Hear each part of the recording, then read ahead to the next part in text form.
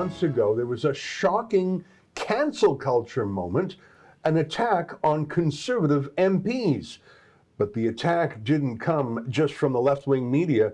It came from the conservative leader's office, too. Pierre Poilievre's staff put out a press release denouncing his own MPs, including Leslyn Lewis, for meeting with a scandalous woman from Germany, a member of the European Parliament named Christine Anderson.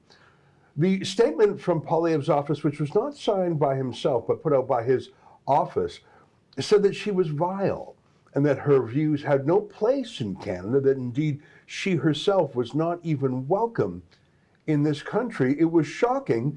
The language itself closely tracked the cancel culture language typically used by Justin Trudeau, Jagmeet Singh, or the regime media.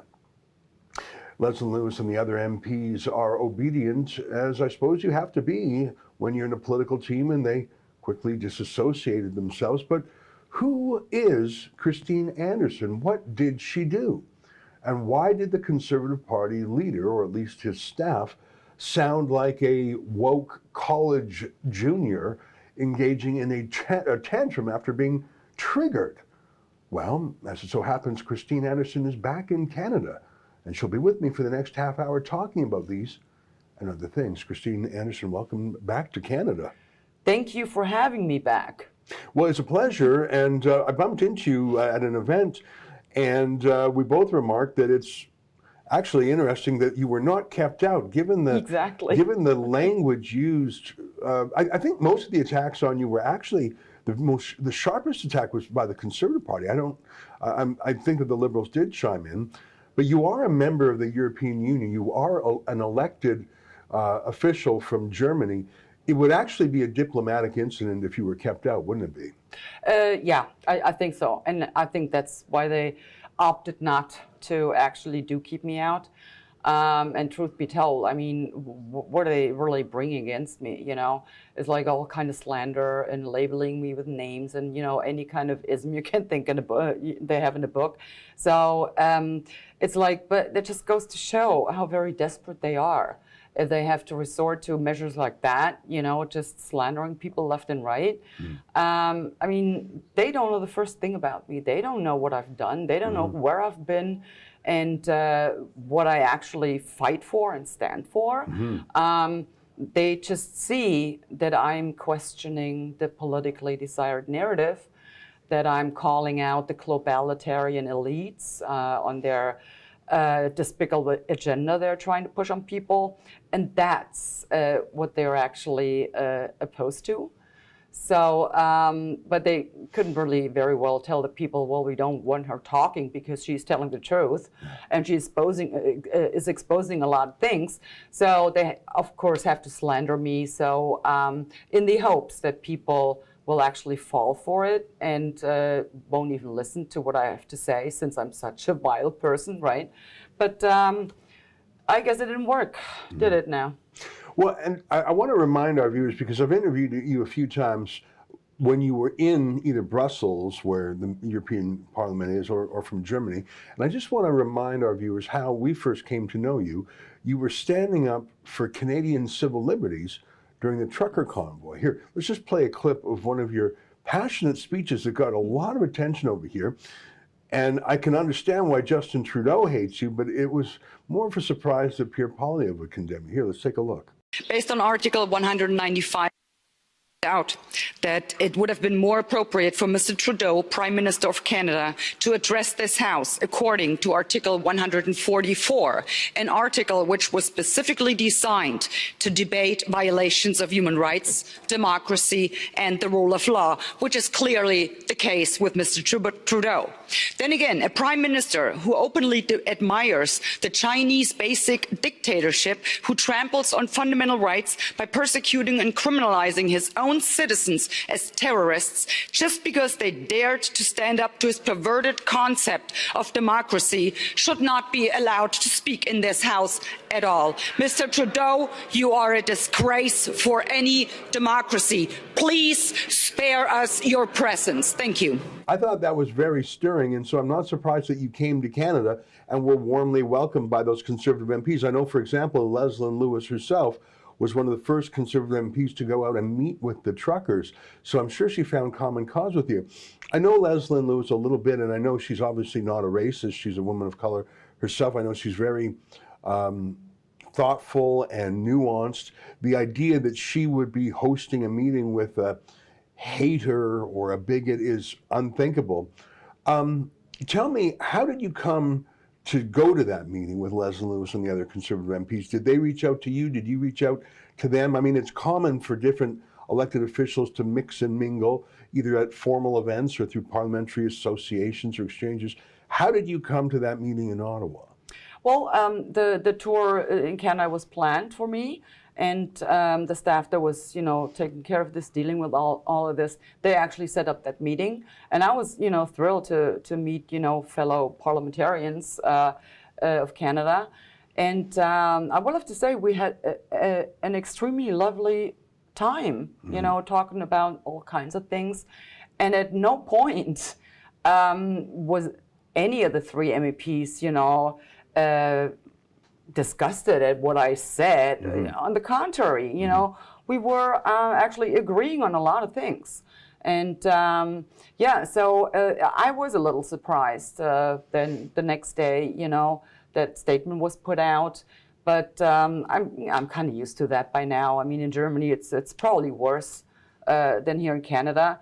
Especially being a member of the party that I'm a member of, the AFD. So I didn't pay too much mind, It was like, yeah, well, here we go again. And but like I said, it just goes to show how desperate they are. They desperately need to shut me down or shut my party down because we are exposing them. We'll talk in a minute more about the party, the AFD, which stands for Alternative for Deutschland, or Alternative for Germany.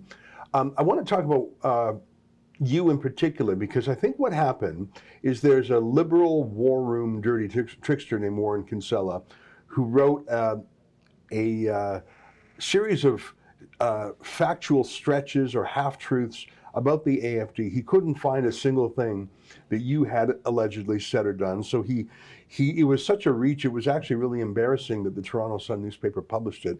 And then that was it was a lie planted by a Liberal Party operative that was then picked up by the Conservative Party and used against Conservative MPs. It was so embarrassing, the amateur hour in the Conservatives. But here's one thing that I've mentioned to our viewers, and I'd like you to confirm it. Here in Canada, Justin Trudeau and his staff sometimes calls his political enemies Nazis. I mean, I'm Jewish myself, but Gerald Butts, Justin Trudeau's senior advisor, called me a Nazi, which is a disgrace that he would say so. It's a form of anti-Semitism, actually, I think, to call a Jew a Nazi. But it's used as a weapon. It's used as an insult.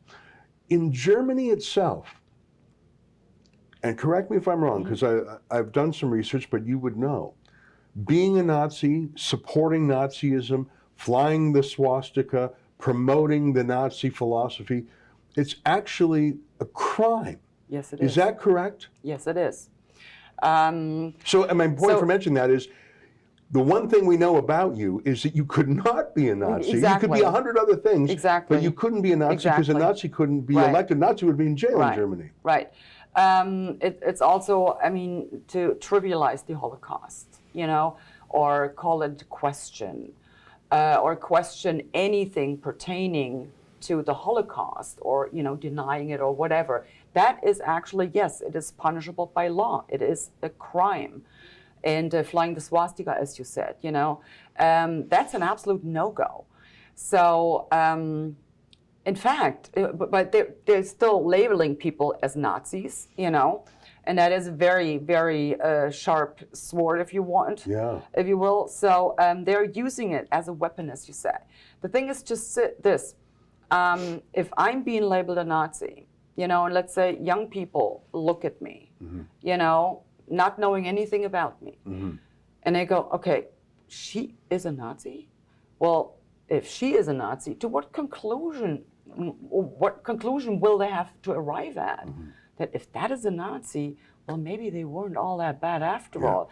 That is what the trivialization of Nazi Germany and Nazis is all about. Yeah, and If you Trudeau does that a label- lot. And yeah, I but think he if does you it on label purpose. people left and right as Nazis, that's how you trivialize the horrific and despicable atrocities the true Nazis inflicted upon people. I think that's a tactic by the Trudeaus of this world to call everyone a Nazi, and it diminishes the Nazi. It's like a knife that's overused to becomes dull. No, it's like the left. They have been very successful in. I mean, think Nazis. It's abbreviation for National Socialists.